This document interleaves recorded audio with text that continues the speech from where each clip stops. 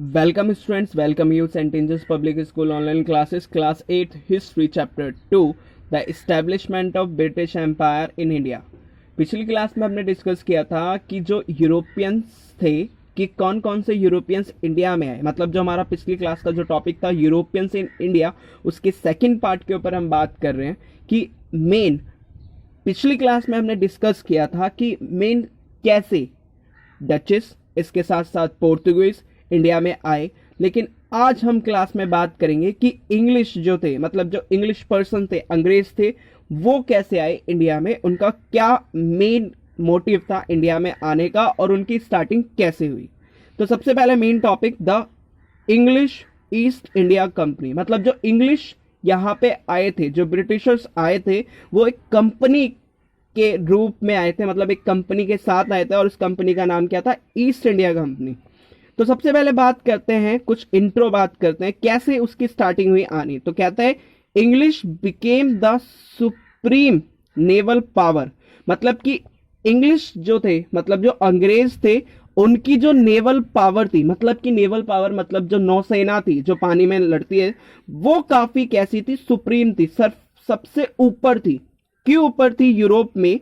That means ये कहने की कोशिश करता है कि English became the supreme naval power in Europe, कि जो इंग्लिश थे, अंग्रेज थे, वो क्या बन गए थे, मेन यूरोप में उनकी जो नेवल पावर थी, मतलब कि उनकी जो मेन नौसेना थी, वो सबसे सुप्रीम बन चुकी थी, सबसे ऊपर बन चुकी थी। क्यों थी? क्योंकि उन्होंने डिफीट कर दिया था, मतलब उन्होंने हरा दिया था, वो भी किसको, स्पेनिश आर्मेडा को, वो भी कब, 1588 में। इसके बाद 1588 में इंग्लिश नेवल पावर ने क्या किया, स्पेनिश आर्मेडा को हरा दिया था और इसके बाद जो इंग्लिश की मेन जो नेवल पावर थी वो सबसे ऊपर हो गई थी। इसके बाद क्या किया, they become anxious to trade with Asian countries. Anxious मतलब होता है उत्सुक, मतलब कि जो ब्रिटिशर्स थे, अंग्रेज थे, वो काफी उत्सुक थे। किस चीज के लिए उत्सुक थे? कि वो ट्रेड करने के लिए, वो भी किसके साथ, एशियन कंट्रीज के साथ। और एशियन कंट्रीज के साथ ट्रेड करने के लिए उन्होंने एक कंपनी को ऑर्गेनाइज किया। किस चीज के लिए? ट्रेड करने के लिए। और वो भी कहां से, किसके साथ ट्रेड करने के लिए? ईस्ट के साथ ट्रेड करने के लिए। और उस कंपनी का नाम क्या रखा गया, east India company, short form EIC।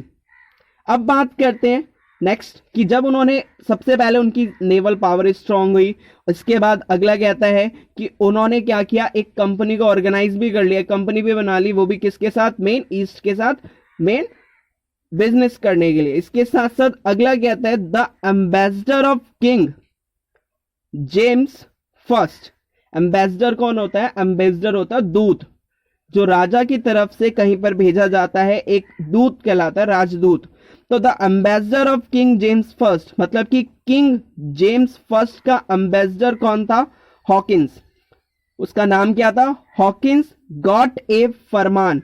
Hawkins ने क्या किया, एक प्राप्त किया। क्या प्राप्त किया? फरमान, मतलब कि फरमान मतलब होता है और रॉयल ऑर्डर, मतलब कि हॉकिंस ने एक रॉयल ऑर्डर प्राप्त किया from the Mughal emperor Jahangir. Jahangir से उसने, मतलब कि हॉकिंस ने जो कि एम्बेसडर था किंग जेम्स फर्स्ट का, उससे क्या किया, एक फरमान गेट किया। और उस फरमान में था क्या? उसमें फरमान में ये था कि वो ओपन कर सकता है एक फैक्ट्री, वो भी कहां पे, सूरत में। मतलब कि हॉकिंस ने एक डिमांड की कि वो मेन क्या करना चाहता है, एक फैक्ट्री ओपन करना चाहता है। और मेन उस चीज को सहमति, एक रॉयल ऑर्डर दिया, वो भी किसने, जहांगीर ने। और वो कब, मेन जहांगीर ने ऑर्डर दिया और इसी चीज को लेकर उसने एक फैक्ट्री ओपन की, वो भी कहां पे, सूरत में। कब की? 1609 में। अब बात करते हैं next, due to the intrigues by the Portuguese this farman was withdraw by the Mughal emperor. Intrigues मतलब होता है मेन किसी तरह की साजिश करना। तो पोर्तुगीज ने क्या की, एक साजिश की और इस साजिश से जो फरमान किसको दिया गया था, ब्रिटिश अंग्रेज को, हॉकिंस को मिला था, वो फरमान क्या कर गया, विड्रॉ हो गया, मतलब कि मुगल एम्परर ने उस फरमान को वापस ले लिया। कौन से फरमान को, जो हॉकिंस को दिया गया था कि आप ओपन कर सकते हो अपनी फैक्ट्री, और वो पोर्तुगीज ने क्या की, एक साजिश की। और इसके बाद क्या हुआ, बट द इंग्लिश, मतलब कि अब क्या किया, इंग्लिश ने क्या कर दिया, पोर्तुगीज को डिफीट कर दिया। But they defeated the Portuguese in 1612, और मेन क्या किया, इंग्लिश पर्सन्स ने डिफीट कर दिया, हरा दिया पोर्तुगीज को, वो भी कब, 1612 में। एंड गॉट द परमिशन, और उन्होंने permission, and got the permission again, और उन्होंने परमिशन फिर से ले ली, वो भी किससे ले ली, फ्रॉम द मुगल एम्परर से, फिर से मुगल शासक से उन्होंने परमिशन ले ली, to set up a factory in Surat, कि वो एक क्या कर सके, सेटअप कर सके, वो भी फैक्ट्री, वो भी कहां पे, सूरत में। अब बात करते हैं आगे। इन 1615 द इंग्लिश एम्बेसडर, 1615 में एक इंग्लिश एम्बेसडर थे, कौन थे, sir Thomas Roy, got the permission from the Mughal emperor. 1615 में English ambassador sir Thomas Roy ने क्या की, उन्होंने भी परमिशन ली, वो भी किससे, मुगल एम्परर से, और वो भी किस चीज के परमिशन ली, टू ओपन मोर फैक्ट्रीज, कि वो कई और ज्यादा फैक्ट्रीज खोलना चाहते हैं, वो भी कहां पे, आगरा में, अहमदाबाद में और बरोच में। अब बात करते हैं इन 1650 the company got the permission, 1650 में कंपनी को मेन परमिशन मिल गई, किस चीज की परमिशन मिल गई, to carry on the trade in Bengal, कि वो अपने बंगाल में अपने ट्रेड को कैरी कर सकते हैं, मतलब फिर से उसको, मतलब उसको कंटिन्यू स्वीकृति मिल गई कि हाँ आप बंगाल में भी इस चीज को कैरी ऑन कर सकते हो। इसके बाद Charles second the king of the England, Charles second कौन था, किंग था, वो भी कहां का, इंग्लैंड का, गेव परमिशन, उसने परमिशन दी, वो भी किसको, टू द कंपनी, कंपनी को परमिशन दी इन 1661 में। मेन चार्ल्स सेकंड ने कंपनी को, जो चार्ल्स सेकंड जो थे द किंग ऑफ इंग्लैंड थे, इन्होंने कंपनी को, जो ईस्ट इंडिया कंपनी थी उसको परमिशन दी, वो भी कब, 1661 में, किस चीज की, कि टू इशू कॉइन्स, कि वो कॉइन्स को इशू कर सकते हैं, जारी कर सकते हैं, बुल फोर्ट्स, मतलब कि किले बना सकते हैं, मेंटेन आर्मी, आर्मी को मेंटेन करके रख सकते हैं, and to declare war, war के लिए डिक्लेयर कर सकते हैं और पीस के लिए भी डिक्लेयर कर सकते हैं, अकॉर्डिंग टू देयर सर्कमस्टांसेस, मतलब कि अपनी सिचुएशन के अकॉर्डिंग वो वॉर को करा सकते हैं और उसके साथ साथ पीस को भी मेंटेन करके रख सकते हैं। तो इस सब की परमिशन किसको मिल गई, कंपनी को मिल गई।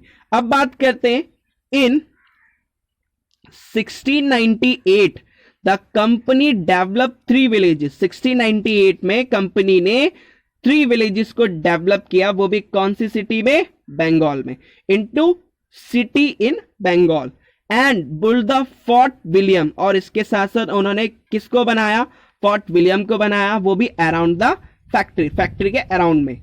इसके साथ साथ that city came to be known as Kolkata main, और इस सिटी को किस नाम से जाना गया, कोलकाता के नाम से।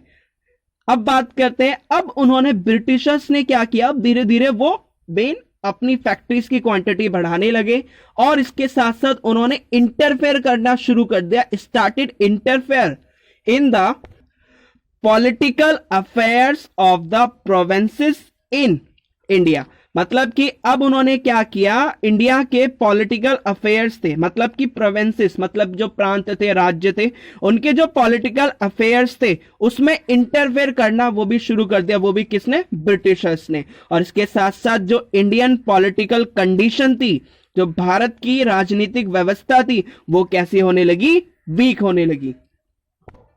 सो आपको समझ में आया होगा कि इसमें हमने क्या बात की। सबसे पहले मेन जो इंग्लिश थे उन्होंने क्या किया, उनकी जो नेवल पावर थी वो सबसे स्ट्रांग हुई। इसके साथ साथ उनके अंदर उत्सुकता बढ़ी कि वो एशियन कंट्रीज के साथ ट्रेड करें, इसलिए उन्होंने एक कंपनी बनाई। इसके बाद एक किंग जेम्स फर्स्ट का एम्बेसडर हॉकिंस मेन कहां पर आया, मेन इंडिया में आया, और मुगल एम्परर जहांगीर से एक फरमान लिया कि ओपन करना चाहता है। इसके साथ साथ लेकिन फिर उसके बाद क्या हुआ, एक पोर्तुगीज ने इंट्रीजियस मतलब कि एक साजिश के थ्रू क्या किया, उसको विड्रॉ करा लिया, फिर अगेन मेन इंग्लिश पर्सन ने पुर्तगालीज को हरा दिया और इसके बाद फिर से उन्होंने अपनी फैक्ट्री सेटअप की। इसके बाद फिर एक और एम्बेसडर आया, सर थॉमस रॉय। ये दो हमने एम्बेसडर की बात की, एक तो हॉकिंस और दूसरा सर थॉमस रॉय। इन दोनों ने और अलग अलग जगह फैक्ट्री स्टैब्लिश करने की परमिशन ली। इसके बाद मेन क्या किया, बंगाल में उन्होंने कैरी करना शुरू कर दिया, मतलब वहां से भी उनको परमिशन मिलनी शुरू होगी कि आप अपने ट्रेड को कंटिन्यू कर सकते हैं। इसके साथ साथ चार्ल्स सेकंड ने उनको कंपनी को कुछ और मेन एक्स्ट्रा परमिशन देनी शुरू कर दी, कॉइन्स एस्टैब्लिश करने की, फोर्ट्स को बनाने की, इसके साथ आर्मी को मेंटेन करने की, डिक्लेयर करना वॉर के लिए, पीस के लिए।